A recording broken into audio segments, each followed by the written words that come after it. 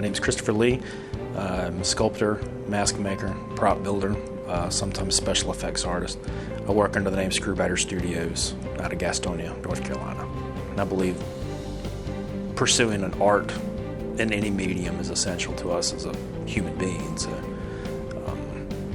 it just so happens that the one that I chose is one that's kind of ugly. So, but I find beauty in it, so hopefully somebody else does too. Being self-taught, I feel has probably made me a little more driven. You kind of have to force yourself a lot of times to get on the horse and ride. Going to school, they kind of force you to do it. So there are benefits either way. As far as getting the work, going to college will give you contacts and will give you a place to go. A lot of times in this industry that I work in, they would actually rather you be self-taught. If you walk in off the street with a nice college portfolio, it looks real nice, but they sometimes get disappointed because you're taught to do it the instructor's way. Whereas if I came in off the street completely self-taught with a portfolio that wasn't as nice, I've at least learned it and can be guided in a different direction because I'm not set in stone in that instructor's rigid form. There are some shops that would prefer someone with a college education, some don't. It's you find out on the go, basically. I really like the idea of young artists being shown something that is not what everyone else is doing. You don't have to be into horror movies to want to do something like this. You really don't. Hopefully this gave one of those kids the desire to try sculpting. Hopefully it gives them the spark to look for something that not everyone else is doing. I'm big on personal supremacy, being a better you today than you were yesterday, and I believe art is a big part of that. Don't quit. Don't ever quit. And that's the best way I can put it. You know, if you wake up in the morning, you don't want to pick up a pencil, you don't want to pick up a pen, you don't want to pick up the paintbrush, you don't want to put your hands in a bucket of clay. Do it. Just do it. Discipline. You know, force yourself to do it. When you're done for the day, you'll feel better about it. Don't ever quit. Hello, I'm Chris. I make monsters, as you can see. So, make busts, Halloween masks, decorative art, a lot of prototyping, small things for a couple companies in California. That's pretty much what I do. So I make monsters and ugly things. So latex, fiberglass, resin, polyfoam. So I'm the weirdo in Gastonia, I guess. So. All right, Chris, so what is your professional title? Sculptor, mask maker, prop builder. They're kind of all interchangeable. So, what steps did you take to get there? Are you self-taught? Did you do technical school or apprenticeship, train under someone, or go to college? Self-taught, like completely. When I started, the internet wasn't even really a thing. You had to go buy books and write to all these people that were doing these things and hope that somebody replied to you. And when I got into this, I sent probably 50, 60 letters to people. One guy replied, and he sent me 10 Xerox pages of things that he had done. And everything else is pretty much self-taught. Like when I started, I mowed neighbors' yards to buy material to go make stuff, and that's, now you can go on the internet and type in how to make a mask and you can find everything you would ever want to know on it. But at the time, this was a closely guarded secret. You couldn't get info on it from anybody. So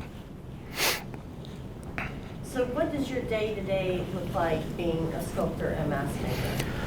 Depending on what I'm working on, I do a lot of prototyping for some companies on the West Coast, small like props, refrigerator magnets, keychains, things like that. So if it's something small, it's 8, 9 o'clock in the morning. I start on that, work till I get to a stopping point on whatever thing.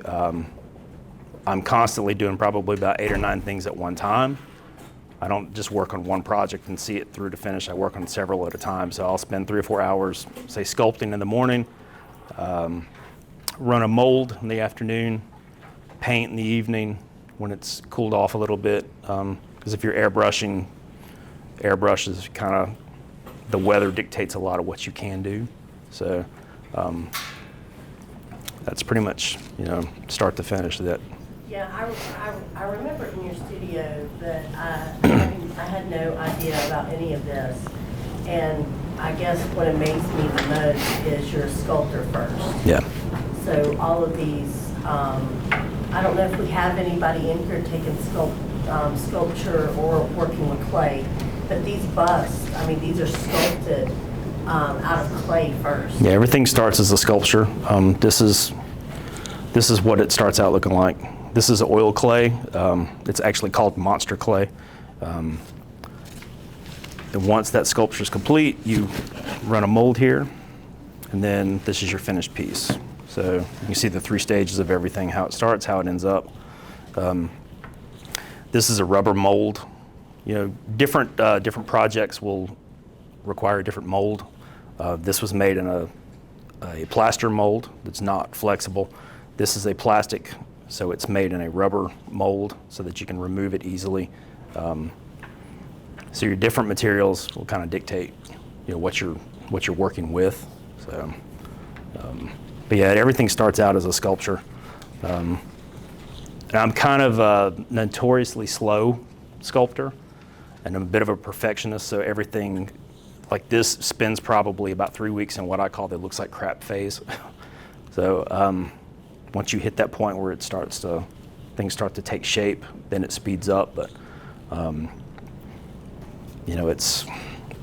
it's a painstaking process, and it's the big thing you have to learn with sculpting is your anatomy.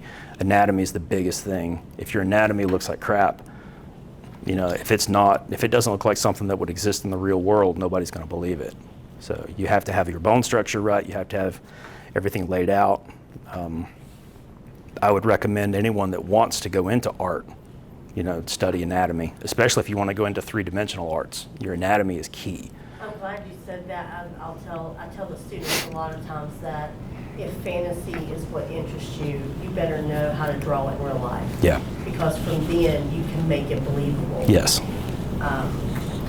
So tell us about your work in particular. What sets it apart, and why is it essential? What sets it apart is I try to do things that no one else is working on. I try to do. A lot of people, when they get into this, really want to just immediately start sculpting for Halloween mask companies or whatever, and we'll make a Michael Myers or a Freddy Krueger, and there's 1,000 of those. I try to pick things that no one else is really working on to kind of give. A lot of what I do is private market, a lot of collector type things. So could you explain that a little bit? Like you mentioned a sculptor for a mask making company. What would be the difference between doing, say, film prosthetic, private, which you do, and then being, I guess, what would you call that, mass-produced mask making? So if you're working for a Halloween mask company and you're doing something that's mass-produced, you're basically you're part of an assembly line, essentially. You're going to be expected to turn around a sculpture in 2 or 3 days, really fast. More often than not, it's a licensed character from a film. Unfortunately, you can go on the internet and see a lot of these companies that produce these things, and they don't really look like what they're supposed to look like. A big part of that is because these people are expected to turn things around in 3 days. What I do is a lot of private collector things where I can spend a little bit of time working on something and making sure it's perfect. I also charge a lot more than you would get for a mass-produced piece as well. It's like this retails for $150, but for that $150, you're getting a custom base, you're getting, everything's handmade. This particular one doesn't have LEDs in it at the moment, but she has LED lights, she has a custom stand. Like collector pieces get a little bit more attention than a mass-produced piece does. I've done several mass-produced things for companies, and they expect quick turnaround, and they're not 100% on the quality control, whereas a collector is going to want something that's, right down to the strands of hair. So, film is another thing where it's similar to mass-produced. They want a quick turnaround. It's a little bit of a different process too. It starts out the same, like it would start out as a sculpture. Like if I were doing this for a film, this would be an appliance that an actor would wear. It would start out like this. There would be a mold. The material would be different because it was going to be latex or silicone appliance. So it would be a two-part mold, and then once it's finished, you'll have your appliance that would be glued to the actor's face and then made up on set somewhere. And it's more often than not made off a life cast so that it's specific to the actor's face. And it's a little bit different of a process, but very similar in a lot of aspects. So. All right, thank you. What advice would you give us if we wanted to enter your field? Study your anatomy, learn it, memorize it. Be open-minded to, this is an ever-changing field. Be open-minded to different methods of doing something, different ways of approaching a project. Have a very thick skin, because a director will not hesitate to tell you something looks like garbage. I've had it done to me, and if you don't have a thick skin, it's going to be pretty disheartening, because you spend a long time working on something and think you've nailed in the character, you've nailed in the design, present it to the director, and him just go, yeah, this looks like trash. I think you need a thick skin, strong gut. Yeah. A lot more others. Yeah. So. A lot of patience, especially if you want to go into film. Have a lot of patience, because you're going to be expected to show up at 3 o'clock in the morning and sit there till 6 o'clock in the evening doing nothing. And then at 6 o'clock in the evening, they decide that you're going to work for 45 minutes, and that's going to be it. And then you have to sit around till 1 o'clock in the morning when everyone's torn everything down. Then you can go home and sleep for a couple hours and come back and do it all again. So thick skin, a lot of patience. I can't stress it enough. Learn your anatomy. For anything you go into art-wise, learn your anatomy, especially if you want to go into something three-dimensional. So, you touched on the fantasy character. Fantasy characters, they can be really extraordinary characters in films, and a lot of them stick with us, but they're all based on something in real life. Yeah, So. I mean, even down to like, if you can get your hands on early books like Disney and their process, they would have their animators go in and watch just live reels of animals moving. Yeah. So they could see the animals in action to make that animal move. So yeah, any type of field like this, illustration, mask making, again, animation, you've got to know your anatomy, and anatomy on a lot of different things. Yeah. And Walt Disney actually kind of bleeds into this industry as well. The standard clay used in this industry is called wed clay. WED, it stands for Walter E. Disney. He's the one that created it. And it's kind of the industry standard. Everybody uses it. It's water, oil hybrid. It's like a synthetic.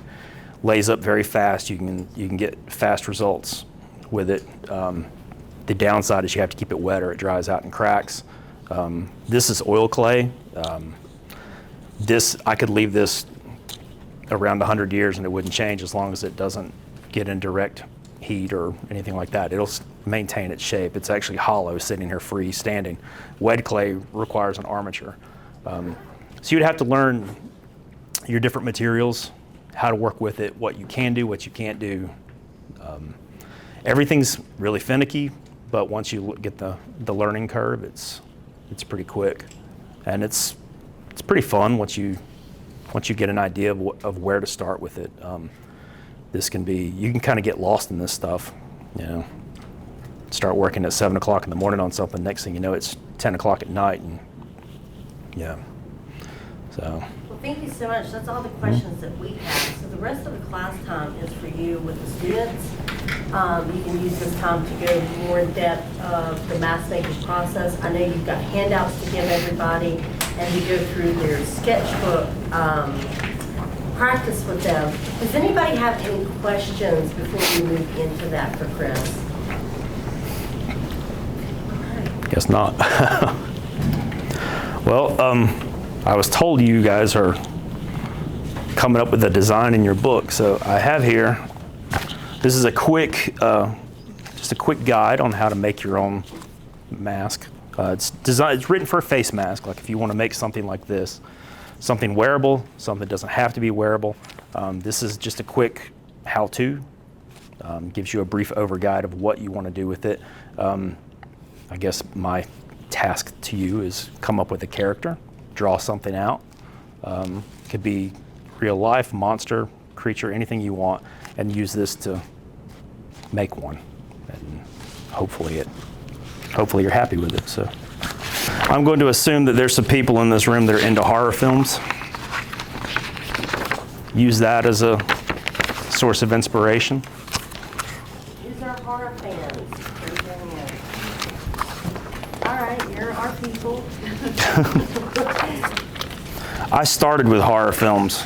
This is what got me into doing this stuff. Did I get everybody? Everybody got one?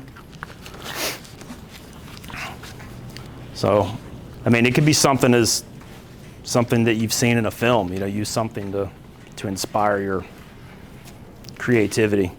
Like I said, this guide will just get you through the basics of doing one, and hopefully turn you on to doing this, because it's a pretty awesome thing to be able to do, to see something that you've spent several weeks of your life creating.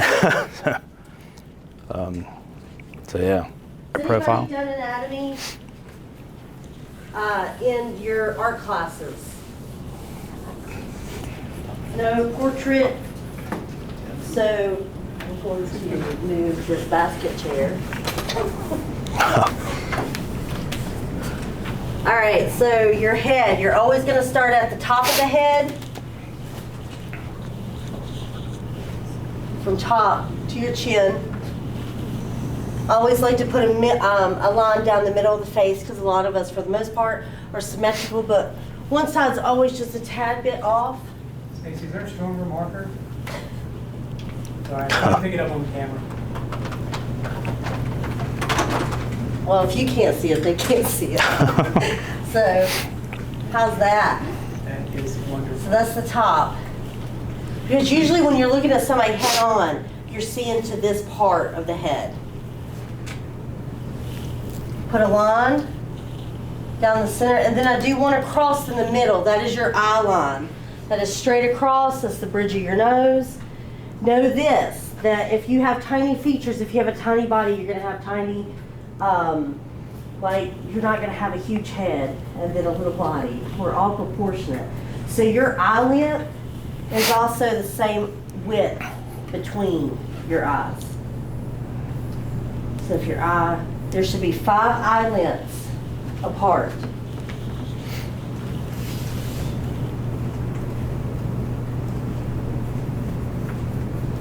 So if you have big eyes, that space between the bridge of your nose is probably going to be wide too. Then a third down the face, you're going to have your nose, a finger length, which also is the width of your eye too. So we're all pretty proportionate. So you should be able to stick your finger, the width of your finger should be perfect there. So leave a space, then that's 3/4 line down. And for some of you, oh, and then you have the ear. That usually stops around at your nose. So that's just a quick anatomy or facial portrait, that would be your hair. Now to draw eyes, there are two ways to do it. We can obviously start with the half moon shape and then do the eye, or you can put the eyeball in and then draw the skin around it. Sometimes that's easier to get all your lines in. Noses, there's usually a bulbish, maybe a triangle. You just have to, it depends on the nose. And then of course you've got the nostrils. And then lips, if you break them down, if you break anything down into shapes, you have the top lip that usually has those two shapes in it. Now this is oversimplifying portrait drawing and shading. We don't have a whole class to work on this, but that is like an abridged brief to kind of help you get started.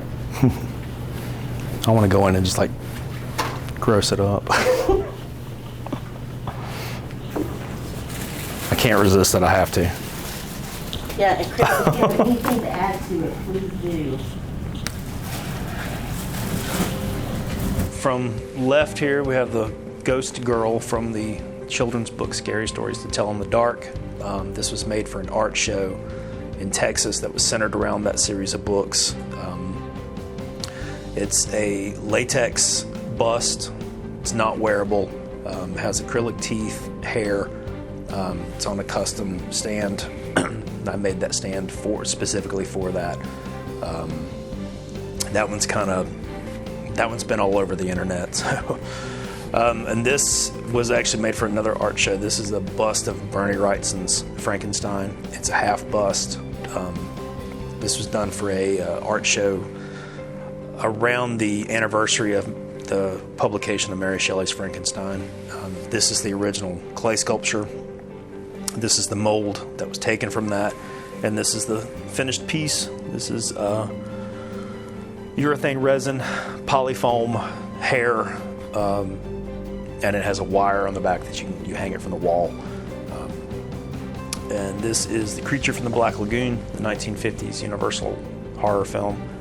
This is a latex mask, signed on the top by one of the two actors that portrayed the creature, signed by Rico Browning. He played the creature in the underwater sequences.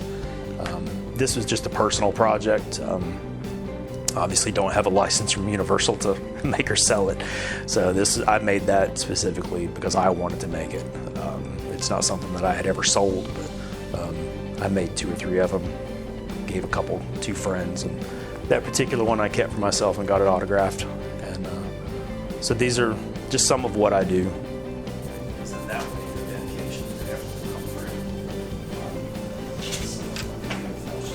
Great advantage for myself.